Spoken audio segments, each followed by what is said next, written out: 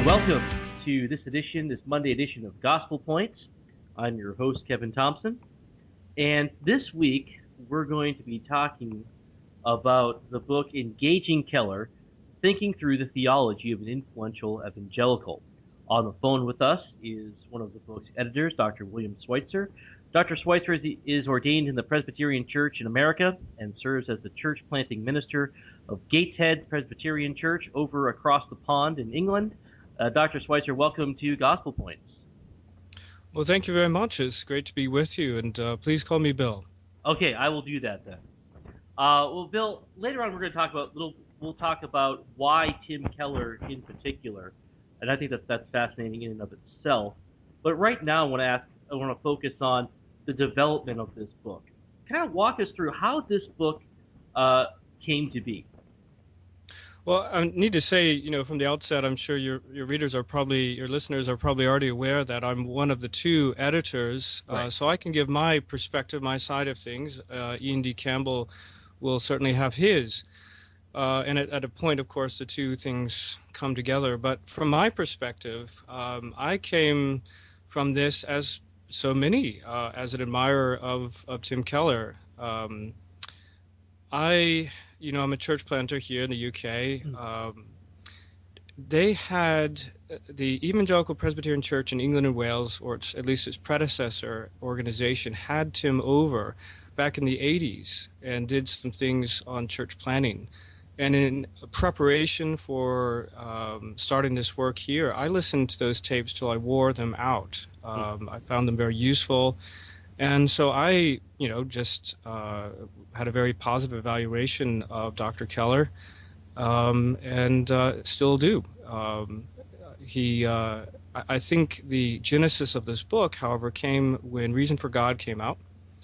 And I was sent a copy by a fellow PCA minister, and just read through it. And I guess I kind of more than one sort of moment as I read through it. In particular, I think the thing that grabbed me was the doctrine of hell, and is something I'd come across before. I'd read it in The Great Divorce, and when I read it in The Great Divorce, I thought, C.S. Lewis is a great guy, and he's hugely helpful in lots of ways, but I wonder why no one ever kind of critiqued him on his doctrine of hell, because it's not biblical, it's not accurate.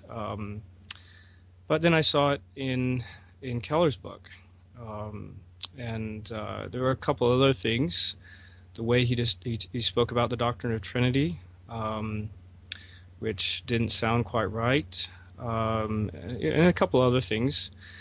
So I did what anyone else, I suppose, would do, which is just to send them an email with these things, a critique of them. I actually had it out in the form of a book review, and I sent it to him, and we had a fairly substantive email exchange. And so let me say again that I was pleasantly surprised that he would engage with a nobody, on these things, and he did.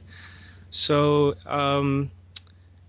at the end of that, I just sort of thought, well, that's the end of it. I've done what I wanted to do, which is ask these questions, and I basically moved on. But Tim kept writing, and some of those things which I maybe wondered, whether that there would be expressed more clearly, perhaps, I don't know. But some of those things were there, and I suppose I noticed some others. So that's where it comes together with Ian D. Campbell. At a certain point, we sort of compared notes and found that we both, there were a number of these things in common, and he pointed out one or two in addition, particularly with regard to the doctrine of sin. So that's pretty much the prehistory of it. And maybe I'll let you come back with me now on some follow-up before I go on. Sure. I think once I said the title of the book, and once people see the title of this podcast, there's going to be shock. Tim Keller. Why would you want to talk about Tim Keller? I mean, you could be talking about some heretic. You could be talking about some horrible plague upon the church, prosperity gospel preachers or whatever. But you're talking about Tim Keller. We love Tim Keller. Tim Keller's a great guy. As you just said, You've been influenced by him, and Yeah. other authors in this book have as well. Um, so the big question is why Tim Keller? Because Yeah. I think you kind of already answered it a little bit, but expand Well, upon the let me idea. say as Go ahead. well. Yeah, absolutely.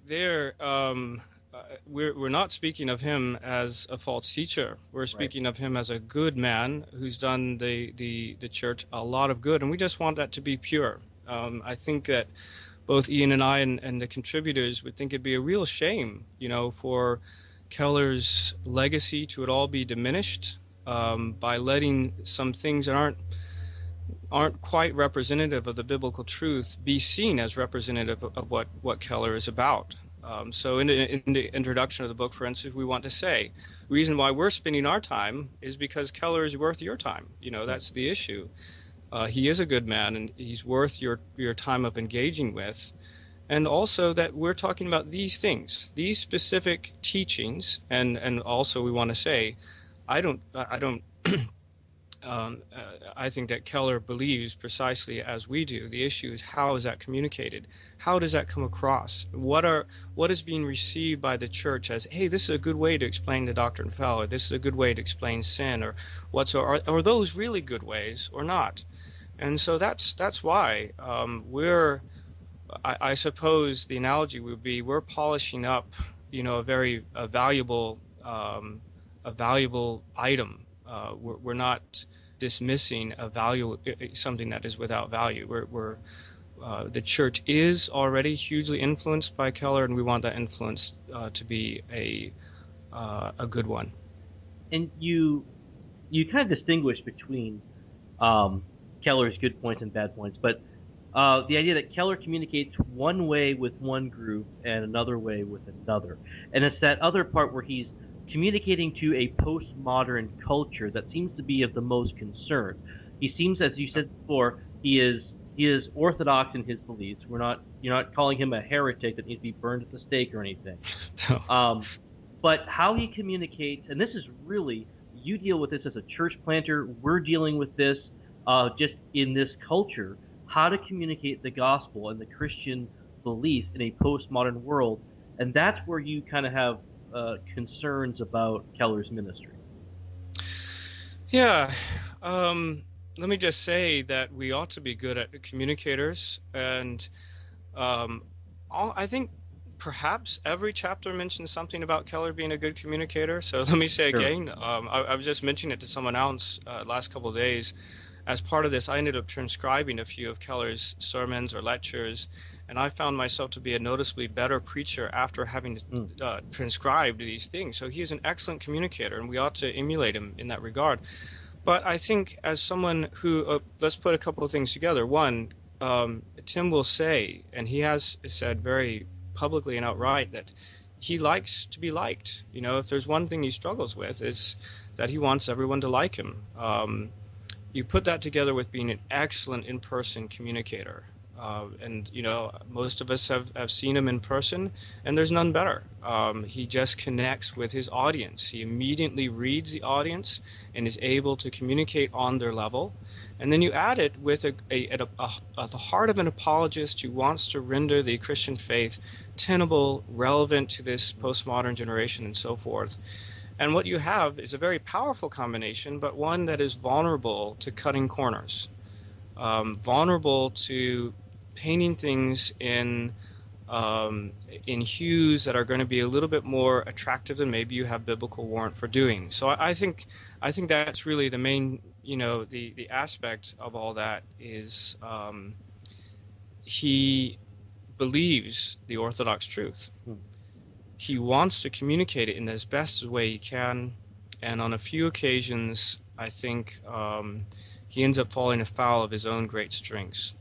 Well, look, we're running out of time on our first podcast here, but let me ask you before we close this particular edition, how did, again, talking about how this book came together, how did you choose or select the other contributors here? I'm assuming this isn't just a group of people you meet every week because you don't like Tim Keller and you're gossiping about this man. So let's just write a book about this. It seems like these people are carefully selected, and you have some good scholars like D.G. Hart. How did that come about? Well, just frankly, trying to match up competence to speak on it. I don't think anyone would want to have their teaching to be critiqued by someone who doesn't know what they're talking about. So you have to find, well, an elder, an ordained elder in a Westminster Confession Presbyterian denomination. Right. B, somebody who knows what they're doing in that particular subject. So Ian D. Campbell has written on sin. He's done an excellent job. That's why he's writing on sin. Some of the lesser ones maybe are or not lesser in the eyes of God, but maybe right. Ones that not all of your audience, I'm sure they don't know who I am, but some of the other ones likewise, maybe they've done a PhD dissertation on the subject or have otherwise taught the subject at a seminary. So that's the main idea there. And frankly, also, if we could find somebody who is engaged in frontline church planning, that was also a big plus, because we did not want to come across as something we're not, which is ivory tower theologians taking pot shots, but guys who are working together with Keller to for the best of the kingdom. All right. Well, Dr. Schweitzer, Bill, well, thank you again for joining us here today. And we're coming to a close on this program, but this is just the beginning of our conversation. So I want to tune back in on Wednesday, and we'll continue our talk about the book. Again, the book is entitled Engaging with Keller, Thinking Through the Theology of Influential Evangelical, edited by Ian D. Campbell and Bill Schweitzer, who we're talking to this week on Gospel Points. We'll have the link to where you can purchase the book on our blog. You can check out, again, the blog at www.kevinjthompson.info, or check us out on Twitter at Kevin J. Thompson. Thank you all for listening, and join us back on Wednesday.